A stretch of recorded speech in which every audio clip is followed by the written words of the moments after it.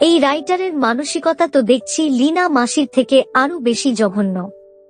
সেই যদি তুমি চাইছো সেই শ্যামলী ও অনিকেতেরই বিয়ে দিতে, তাহলে অনন্যার মতো একটা ভালো মেয়ের প্রথম বিয়েটা ওইভাবে ভাঙার কি দরকার ছিল?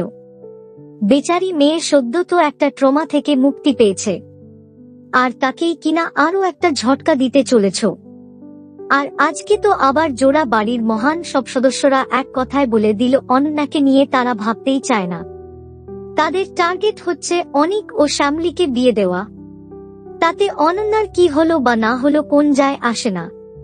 প্রতিম তো আবার এক ধাপ উপরে গিয়ে বলেই দিল অনন্যার সাথে যেটা হবে সেটা হলো কোলাটারাল ড্যামেজ।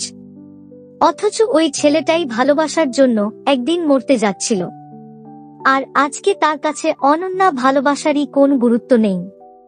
যদিও আগামী পর্বের প্রিক্যাপে আমরা দেখতে পাচ্ছি যে সুন্দর তার প্রায় হতেই চলেছে, আর সেই মুহূর্তেও ঠাম্মি অনবরত শ্যামলীর কানে গান গেয়েই যাচ্ছে।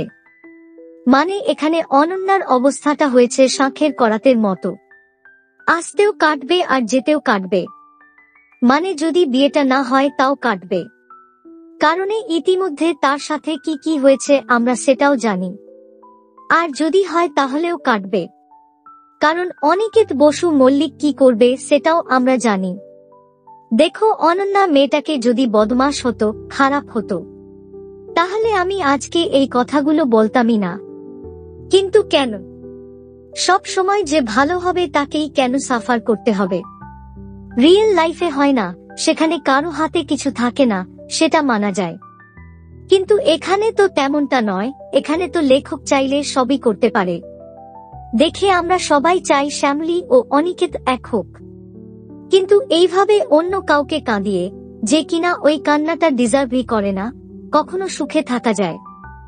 বাকি এ বিষয়ে তোমাদের কি মতামত অবশ্যই জানিও কমেন্ট করে। দেখুন কোন গোপনে মন ভেসেছে, সোম থেকে শনি রাত 8:30 শুধুমাত্র জি বাংলায়। এইরকম সমস্ত আপডেট সবার আগে পেতে অবশ্যই আমাদের চ্যানেলটি সাবস্ক্রাইব করে নিও।